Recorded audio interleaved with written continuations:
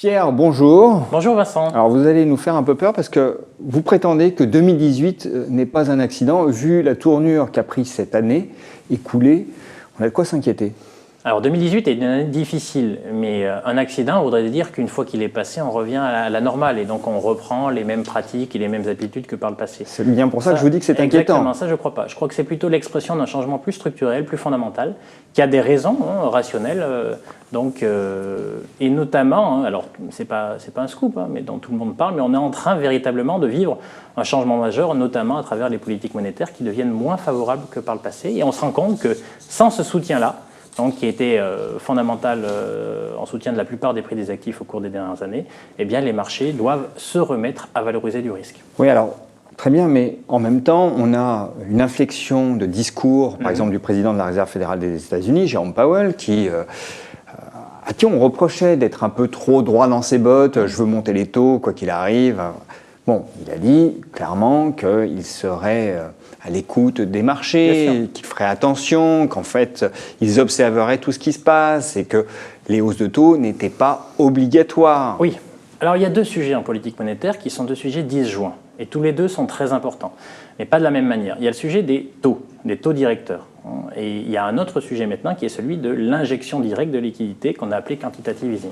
Sur le sujet des taux directeurs, vous ne serez pas surpris puisque ça fait des mois et des trimestres qu'on clame le fait que les agents privés, quel que soit l'endroit du monde, américains y compris, ne sont pas capables de supporter des taux beaucoup plus élevés et qu'il fallait faire attention pour la Fed à justement ne pas trop monter ses taux directeurs parce que sinon, ça serait elle qui précipiterait l'économie américaine en fin de cycle.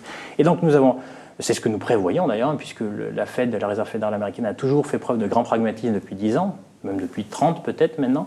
Nous anticipions justement le fait qu'il arrête d'augmenter ses taux directeurs. C'est une très bonne chose parce que ça nous évite le scénario du pire qui serait, si les taux continuaient de monter, en fait, une récession précipitée aux États-Unis. Alors là, pour le coup, ça serait encore moins sympathique qu'en 2018. Donc ça, ce premier point-là, il est derrière nous. Mais l'autre sujet de politique monétaire, c'est bien celui de la réduction du bilan des banques centrales, c'est ça ? La réduction du bilan des banques centrales, absolument.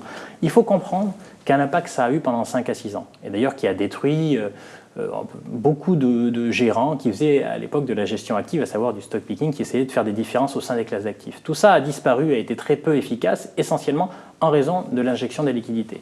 Pour une raison toute simple. Nos métiers sont des métiers de garagistes.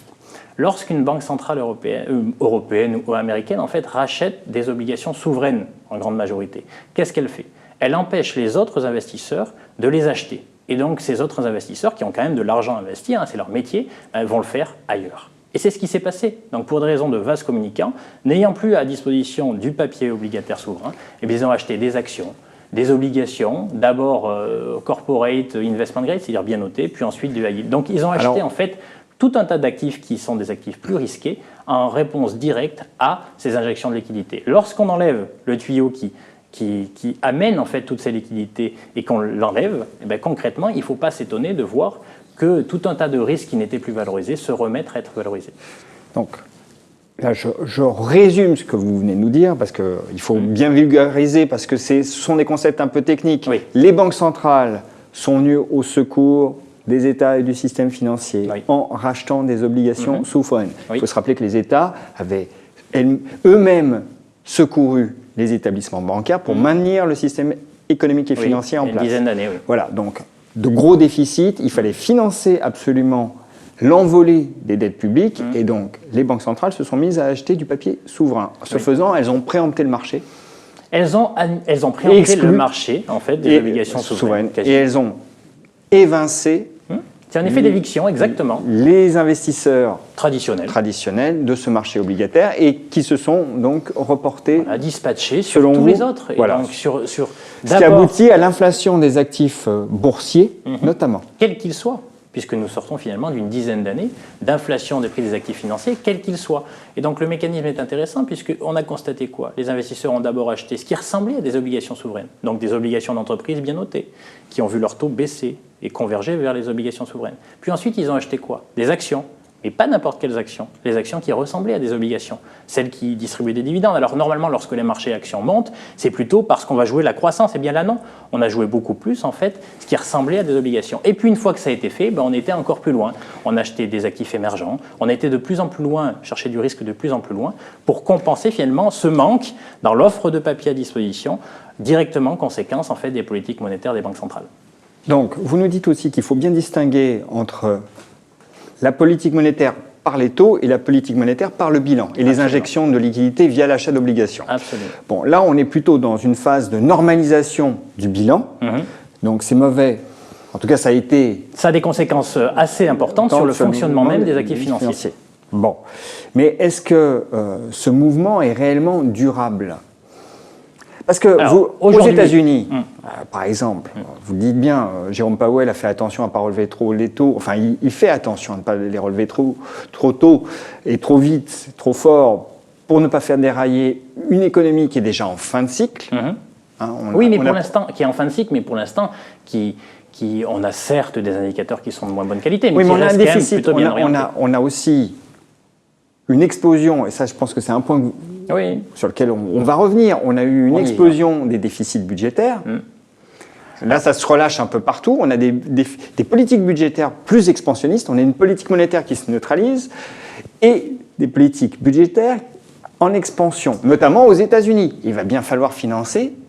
Alors, deux conséquences, effectivement, à ce que vous dites. La vraie problématique des marchés financiers en 2018, qui devrait rester la même en 2019, on n'est clairement pas aujourd'hui, en tout cas, ce n'est pas ce que jouent les investisseurs, à la veille de politiques monétaires qui viseraient à remettre du quantitative easing dans le marché tout de suite. Si c'était le cas, on revient comme avant. Et là, pour le coup, on peut considérer 2018 comme un accident, puisqu'on retrouverait, en fait, finalement, ces acteurs en soutien des actifs financiers. Ce n'est pas un scénario auquel vous souscrivez. Pas tout de suite. Il faudra plus. On y viendra, probablement aux États-Unis, ils n'auront aucun problème pour être très pragmatiques. Et si jamais les marchés baissaient véritablement trop, ils pourraient même aller jusqu'à remettre en place des politiques de quantitative easing. Mais là, on a vraiment une conjonction de facteurs défavorables aux actifs financiers risqués. J'y viens. Donc on perd le gros tuyau d'injection de liquidités en provenance des banques centrales. En face de quoi on a quoi ? On a finalement quelque chose d'assez positif. Multiplication des politiques budgétaires expansionnistes en soutien des économies. À savoir qu'on se remet à faire du déficit public. Alors les Japonais, ça fait 20 ans, ils n'ont jamais quitté cette position, donc elle est permanente. 7 à 10% de déficit public par an. Les États-Unis depuis Trump, et maintenant vous voyez quoi ? Vous voyez aussi les pays européens qui s'y mettent. L'Italie, dans un premier temps, la France, conséquence directe des Gilets jaunes, même si c'est dans une petite mesure, on change quand même de paradigme, puisqu'on n'est plus sur la rigueur budgétaire, on est clairement sur des politiques budgétaires en soutien. L'Espagne, à travers l'augmentation de 22% du SMIC toute récente de ce début d'année, et même les pays émergents à travers la Chine. Bon, même si c'est un autre sujet, il faut avoir en tête que cette multiplication des politiques budgétaires expansionnistes a deux conséquences. Une, plutôt favorable à l'économie réelle. On est face à un ralentissement mondial généralisé, notamment alimenté par les politiques monétaires qui deviennent moins favorables, moins expansionnistes que par le passé. C'est un soutien à la croissance. Ça, c'est donc, non, le fait que la politique monétaire devienne moins favorable... Non, pardon, la politique budgétaire. Voilà, ça, c'est le côté négatif. Si on avait des politiques budgétaires qui restaient rigoristes, là, on serait sur un scénario du pire. Ce qui n'est pas le cas. Le ralentissement se transformerait tout de suite en récession, avec des conséquences très lourdes sur les actifs financiers risqués. Alors, on n'est pas dans cette situation, puisqu'on a un mouvement de balancier qui font que les politiques budgétaires deviennent en soutien. Alors ça, c'est bon pour l'économie réelle. Ça veut dire quoi ? Ça veut dire que finalement, on va rester sur un ralentissement raisonnable pour l'instant. Donc ça, c'est positif. Par contre, c'est mauvais pour les actifs financiers. Alors c'est là où j'aimerais que vous détailliez, parce qu'on se dit c'est un soutien à la croissance, ça devrait bénéficier aux actions. C'est un soutien qui permet d'éviter un ralentissement qui se transforme en récession. Ce n'est pas un soutien qui permet de voir des taux de croissance remonter sur les niveaux même de 2017. En fait, ce que vous nous dites, il y a une détérioration, mais on évite le pire. Voilà, donc on est sur un scénario de ralentissement. Par contre, sur les actifs financiers, ça veut dire quoi ? Ça veut dire qu'on est face à deux choses très désagréables qui correspondent à le rapport entre l'offre et la demande. On a une offre de papier qui va augmenter. C'est-à-dire qu'en gros, le nombre de projets d'investissement financiers va augmenter à travers l'augmentation du besoin de financement public. Quand on fait du déficit public... Alors l'offre de papier, donc, c'est bien du financement public, c'est du papier souverain, c'est de la dette d'État. Absolument. Donc le déficit public, il faut bien le financer. Jusque-là, on était dans des politiques de restriction des déficits publics. Maintenant, on a des déficits publics qui se réouvrent. Ça, il faut le financer. Au même moment, vous aviez jusque-là des gens qui finançaient tout ça, qui s'appelaient les banques centrales. Donc vous perdez ceux qui finançaient les déficits publics au moment où ils réaugmentent.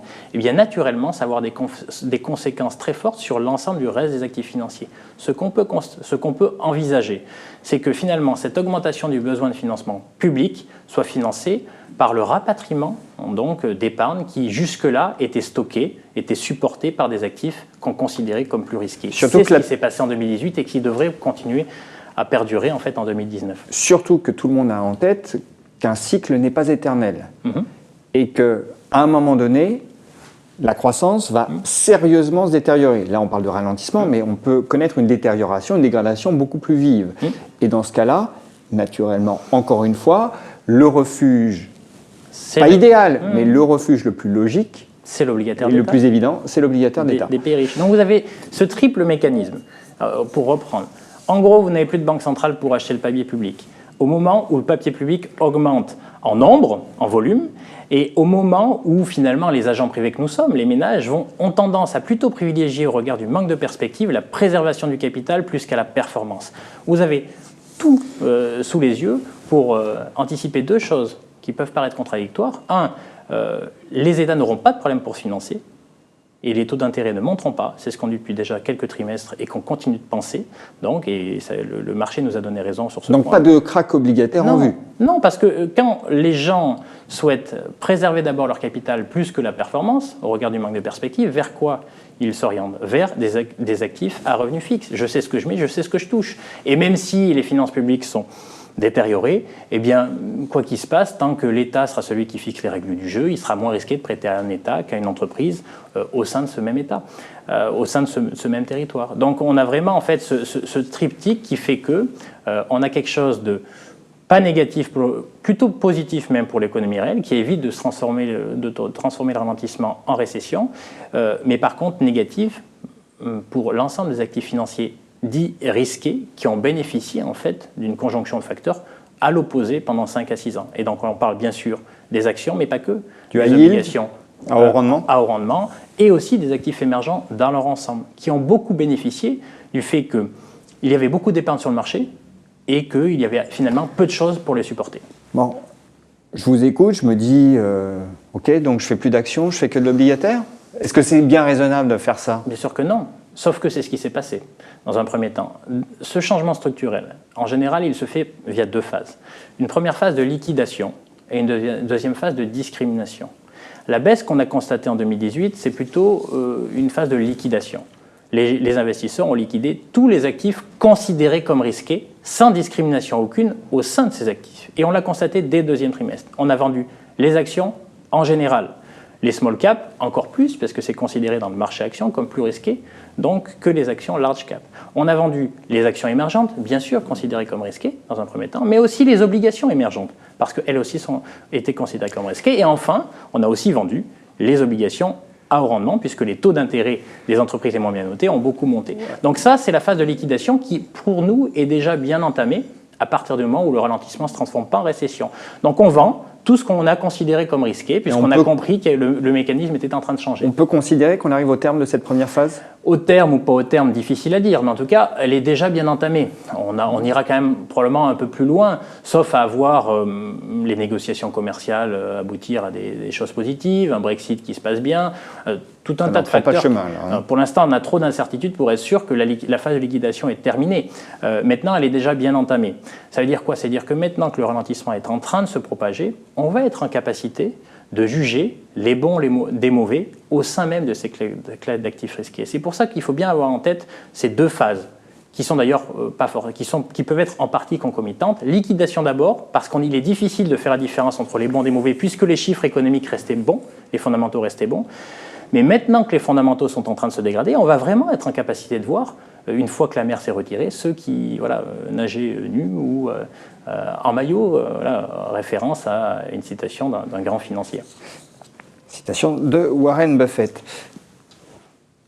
Vous nous dites tout de même qu'on va pouvoir faire le tri entre les bons et les mauvais. C'est-à-dire que, par exemple, sur les marchés actions, on va pouvoir sélectionner des entreprises qui, elles, ont des business models qui ne sont pas forcément dopés par... Résilients. Voilà, capable de bien fonctionner en période faste, mais aussi en période plus difficile. Première chose. Et concernant les émergents, j'aimerais vous objecter que, et c'est un discours qu'on entend de la part de beaucoup de gérants obligataires émergents, que la situation de ces mêmes pays émergents n'est en rien comparable avec celle qui prévalait il y a ne serait-ce que 20 ans.